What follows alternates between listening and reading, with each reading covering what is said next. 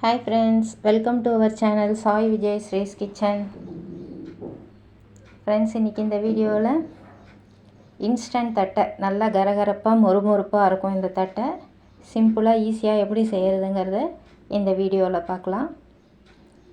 தட்டை செய்கிறதுக்கு நான் காலையிலேயே ஒரு 2 பங்கு கடலை பருப்புனா 1 பங்கு பைத்தம் பருப்பு எடுத்து நல்லா அலம்பிட்டு தண்ணி விட்டு ஊற வச்சுருக்கேன். ஒரு 2 மணி நேரமாக ஊறட்டும். அது இது கூடயே 3 கட்டி பெருங்காயத்தையும் தண்ணியில் ஊற வச்சிட்டேன்.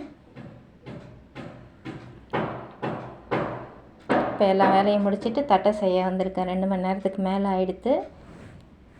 இப்போ நான் இதுக்கு 2 டம்ளர் மாவு எடுத்துட்டுருக்கேன். 2 டம்ளர் மாவை இந்த பாண்டிலியில் சேர்த்து நல்லா சூடு வர வறுத்துண்டா போதும். கோல மாவு பதெல்லாம் வேண்டாம். அதுக்கு அதை வறுத்து ஆற வச்சுருக்கேன்.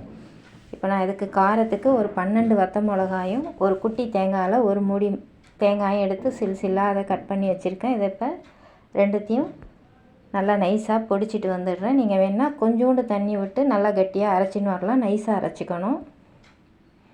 இப்போ இதை அரைச்சதை மாவில் சேர்த்துக்கலாம். நான் ஒரு டம்ளருக்கு 6 மிளகான்னு எடுத்துட்டுருக்கேன். இந்த காரம் எல்லாமே இன்றைக்கி சரியாக இருந்தது. இந்த மாவுக்கு தேவையான அளவு உப்பு சேர்த்துக்கலாம். அது கண்ணளவு தான்.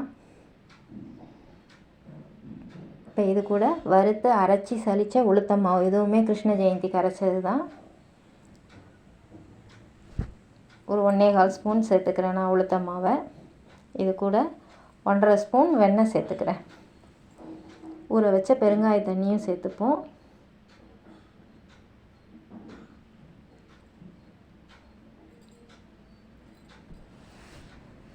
ஊற வச்சுருக்க கடலைப்பருப்பு பைத்தம் பருப்பை நல்லா தண்ணியை வடிச்சிட்டு பருப்பை மட்டும் சேர்த்துப்போம். இது கூட 1.5 ஸ்பூன் வெண்ணெயும் சேர்த்துக்கிறேன்.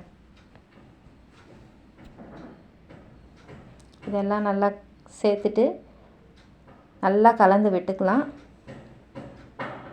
நல்லா அழுத்தம் கொடுத்து வெண்ணெய் கரைஞ்சி எல்லா மாவோடையும் சேர்கிற மாதிரி நல்லா அழுத்தம் கொடுத்து நல்லா பெசறிட்டு அதுக்கப்புறமா துளி துளியாக தண்ணியை விட்டு சப்பாத்தி மாவு பதத்துக்கு பிசைஞ்சிட்டு வந்துடலாம். இப்போ பசரி இருக்க நல்லா தேவையான அளவு கொஞ்சம் கொஞ்சமாக தண்ணியை விட்டு சப்பாத்தி மாவு எப்படி பிசைவோமோ அந்த அளவுக்கு பிசைஞ்சிட்டு வந்துடலாம். இப்போ பாருங்கள், மாவு பிசைஞ்சு வச்சுருக்கேன். இதுலேருந்து முதல்ல பிள்ளையாரை பிடிச்சி வச்சிடலாம். இப்போ தட்ட ஆரம்பிச்சிடலாம். நான் அதுக்கு ஒரு பிளாஸ்டிக் ஷீட்டில் எண்ணெய் தடவியிருக்கேன். ஷீட் ஃபுல்லாக இதை தட்ட ஆரம்பிக்கும் போதே பாண்டிலியில் எண்ணெய் விட்டு அதை காய வச்சிடலாம். இப்போ ஒரு உருண்டை மாவு எடுத்து இந்த மாதிரி ரொம்ப தடியாகவும் இல்லாமல் ரொம்ப மெலிசாகவும் இல்லாமல் மீடியமாக தட்டிக்கலாம்.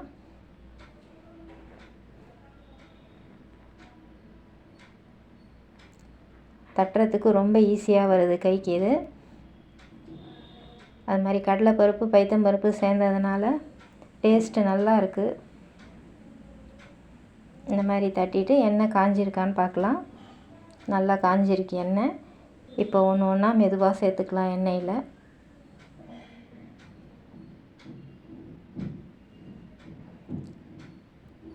ரொம்ப ஈஸியாக டக்குன்னு செஞ்சிடலாம். தட்டி வச்சா எல்லா தட்டையும் அதில் சேர்த்துட்டேன் நான்.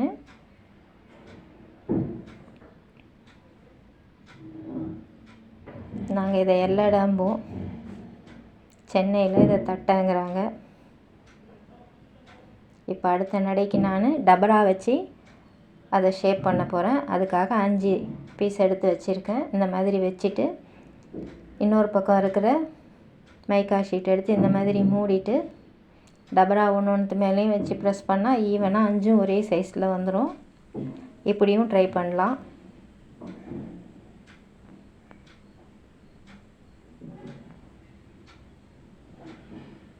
இதை எடுத்துட்டு லைட்டாக எல்லாத்தையும் எட்ஜெல்லாம் மட்டும் ஷேப் பண்ணிக்கலாம்.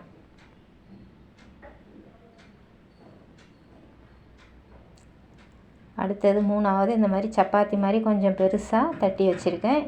இது ஃபில்டரோட மூடி. இந்த எட்ஜெல்லாம் நல்லா ஷார்ப்பாக இருக்கிறதுனால கட் பண்ணுறதுக்கு நல்லா ஈஸியாக வந்துடும். இந்த மாதிரியும் பட்டன் தட்டை ட்ரை பண்ணிக்கலாம். உங்களுக்கு எது ஈஸியாக இருக்கோ அந்த மெத்தடை சூஸ் பண்ணிக்கலாம். இதையும் லைட்டாக ஃப்ளாட்டன் பண்ணிவிட்டு எண்ணெயில் போட்டு பொரித்து எடுத்துக்கலாம். இந்த மாதிரி நான் எல்லா தட்டையும் எண்ணெயில் போட்டு பொரித்து எடுத்திருக்கேன். பாருங்கள், எல்லாத்தையும் பொரித்து எடுத்திருக்கேன்.